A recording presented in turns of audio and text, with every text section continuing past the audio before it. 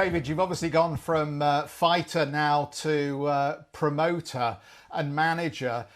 Has that revealed anything new to you about the whole game of boxing that maybe you didn't even appreciate when you were a fighter yourself? It's something that I've been doing for a long time. I used to promote all of my own fights. All my own fights were with Haymaker Promotions, so I signed up many fighters over the years. Former the world champion George Groves, for instance, started off on Haymaker Promotions. He became, a great, super middleweight world champion himself. And so I've been in the game for a few years, but I was still an active boxer at that time. So So now I can get a little bit deeper into the nitty gritty, the daily grind of it all. And I'm glad I stayed away from that early doors because it's a bit of a headache, a lot of the stuff.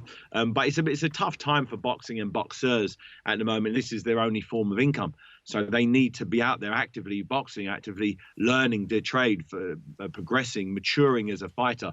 And, the sooner we get athletes back out there playing, even if it's not in front of anybody, even all these Premiership footballers, all these footballers in any level, they need to be out there playing, So the sooner that happens, the sooner their careers can kick back in, and the whole economy of sport can keep going. The British Boxing Board of Controllers obviously talked about some proposals to get boxers back in the ring, but it would mean a ban on spectators and a ban on spitting, and there would be other controls.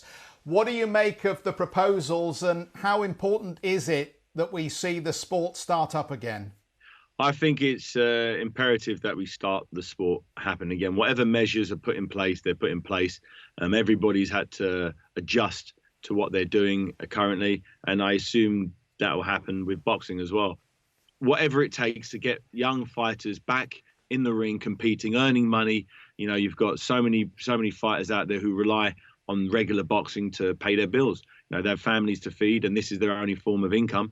And they're used to having sometimes some of them 10 fights a year, and they sell tickets, and that won't be the case. So they're going to need to earn money from the television sales, and the promoters are going to need to, somehow do a deal with television networks. But I think TV networks will be paying for boxing events because there's such little entertainment, live entertainment currently, that when they do get some, the figures will be through the roof. They'll be able to get good money from advertising, and it will just keep the economy of boxing continuing with young fighters, keep moving with their careers. Because some fighters are, some young prospects, this break of 6 to 8, 9, 10 months potentially is going to have a real bad effect on their careers. They need to get back in as soon as possible. So whatever the British Boxing Board of Control recommend, I'm for it. Let's just get it going.